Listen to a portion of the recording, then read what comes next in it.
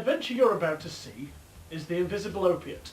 It's my second story as the Doctor, and is a direct sequel to my first, The Crystal of Aquilon.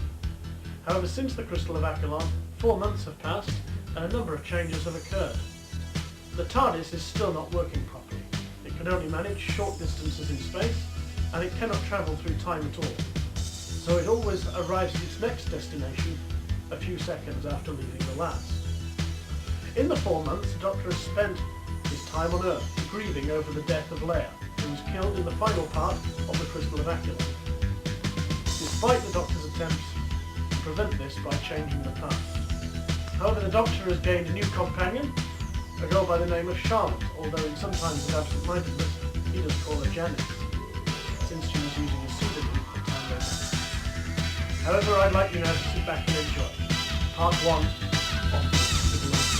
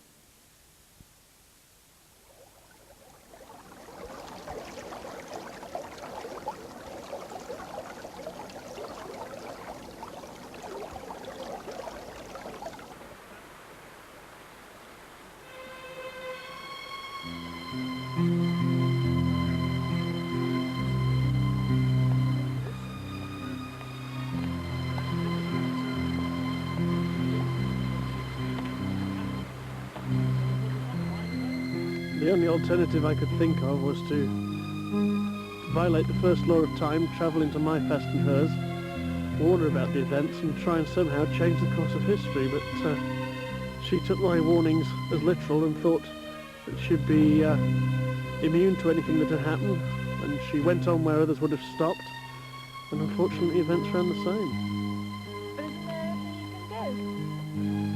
Well, unfortunately not. If I travel back into the past again, I risk meeting myself, which could cause an immense paradox. So, really, I've done everything I can. There's nothing more I can do.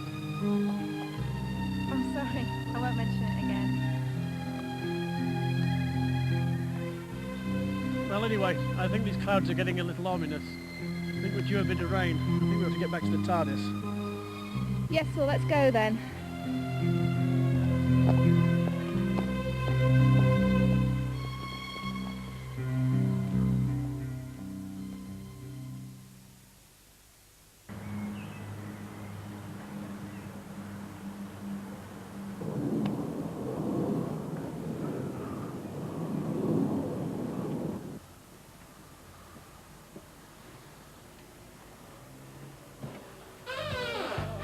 Hi, Hon. Hello. Oh, it's pasta. You had a good day? Not too bad, I suppose. Good. Hey! Coffee? Please.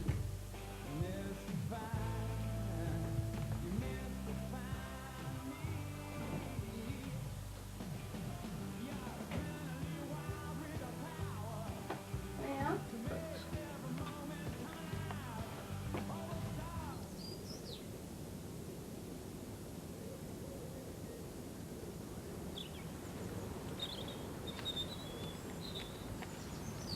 So what's the evening got in store then tonight, Doctor?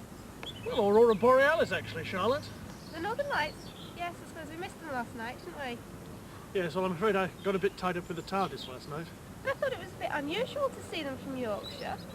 Well, it is quite, which is why we're going further north, so I'll set the TARDIS for Norway. We'll be there in a trice. Shall we go then? Righty-ho.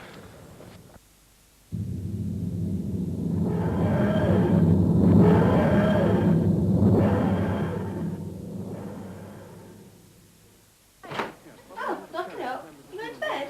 Yeah, I want out. Oh, right, well, I'll be up soon. This film finishes at 12. Okay. The only bit of life I get when I get away with some of my friends. Why don't you just get away more often, dear? They all think you're peculiar, you know that. So what exactly are the Northern Lights, Doctor? Well, actually, they're particles from space swept down by solar winds. Oh, I see. Some say they bring viruses and bacteria with them, but I don't believe a word of it. Why not?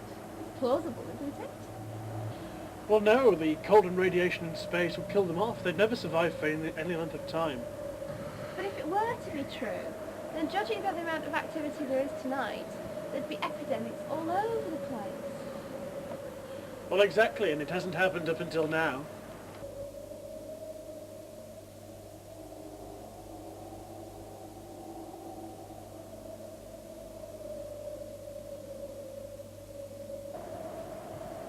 Well, that looks like it's about it, doesn't it? And it's getting ever so cold. Shall I go in and make us a couple of hot chocolates? Yes, what a marvellous idea. I think we'll call it a day.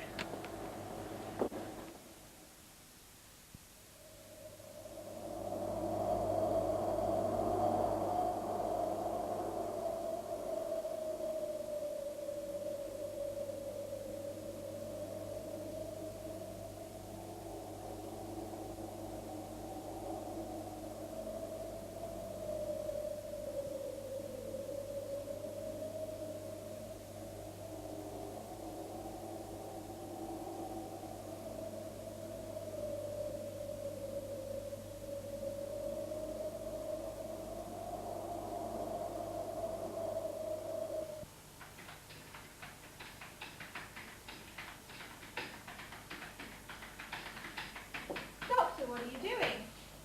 Well, the activity last night was quite severe. I thought I might go to U.N.I.T and see if they've got any figures on it.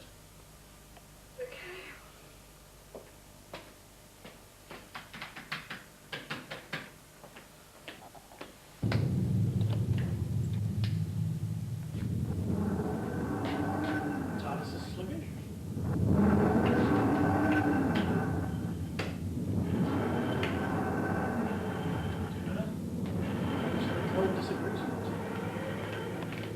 The normal people who've lost the last hour of the show for the race, and we happily give it to them from the parking lot. We're moving God of the Week, we're moving it slightly earlier now, and let me introduce you to the latest God from NYPD Blue. This is David Caruso. Morning to you, David. God of the Week, is that okay? Fine for now. Okay, the questions come later, but first of all there is a movie to talk about, and we'll do it NYPD Blue and so on in a second, but...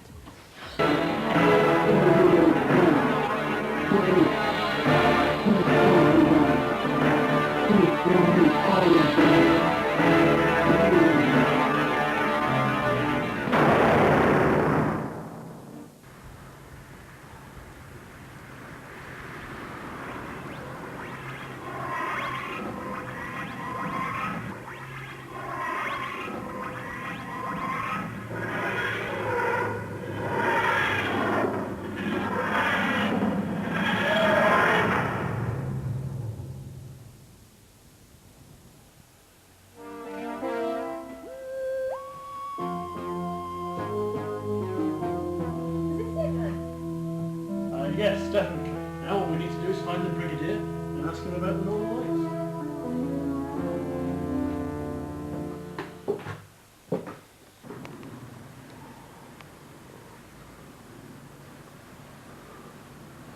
No, Doctor, I tell you, this is exactly our cup of tea. This chap has gone berserk and he's strangled his wife. And he's got green eyes. We've got him in an isolation ward upstairs now. Well, this is all very well, Brigadier, but I came here to discuss the Northern Lights, not some gangrenous maniac. I'm aware of that, Doctor, but this chap has attacked someone very close to him with no motive whatsoever. Something must have tipped him over the edge. Forensics reckon it's some sort of virus. Oh, not you as well, Brigadier. Viruses from space, it just can't happen. Well, I'd feel a lot happier if you'd take a look anyway. It can't do any harm, Doctor.